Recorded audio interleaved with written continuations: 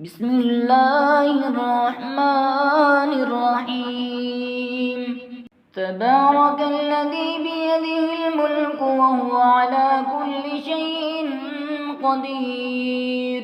الذي خلق الموت والحياة ليبلوكم أيكم أحسن عملا وهو العزيز الغفور. الذي خلق 7 سماوات طباقا ما ترى في خلق الرحمن من تفاوت فارجع البصر هل ترى من فتور ثم ارجع البصر كرتين ينقلب إليك البصر خاسئا وهو حسير. ولقد زينا السماء الدنيا بمصابيح وجعلناها رجوما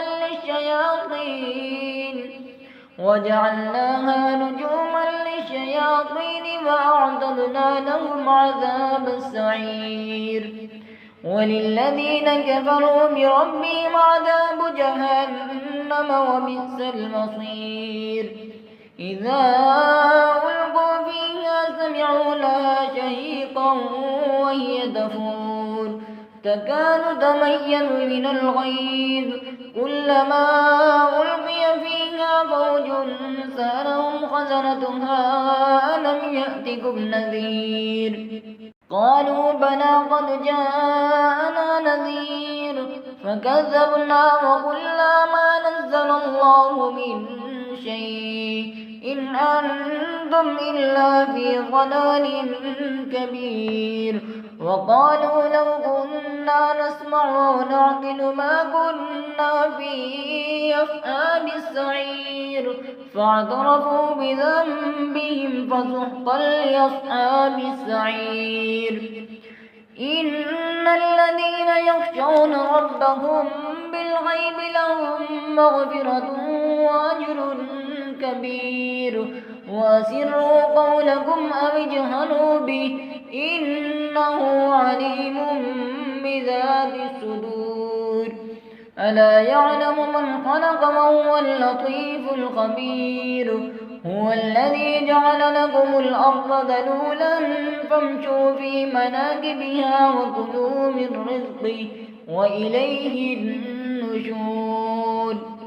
أأمنتم من في السماء أن يخسف بكم الأرض فإذا هي تمور أم أمنتم من في السماء أن يرسل عليكم حاصبا فستعلمون كيف نذير. ولقد كذب الذين من قبلهم فكيف كان نكير. أولم يروا إلى الطير فوقهم صافات ويقبضن ما يمسكهن إلا الرحمن إنه بكل شيء بصير. أمن هذا الذي هو جند لكم ينصركم من دون الرحمن إن الكافرون إلا في غرور. أمن هذا الذي يرزقكم إن أمسك رزقه بل لجوا في عتب ونفور. أفمن يمشي مكبا على وجهه يهدى أمن يمشي سويا على صراط مستقيم. قل هو الذي أنشأكم وجعل لكم السمع والأبصار والأفئدة قليلا ما تشكرون. قل هو الذي ذرأكم في الأرض وإليه تحشرون. ويقولون متى هذا الوعد إن كنتم صادقين. قل إنما العلم عند الله وإنما أنا نذير مبين. فلما رأوه زلفة سيئت وجوه الذين كفروا وقيل هذا الذي كنتم به تدعون.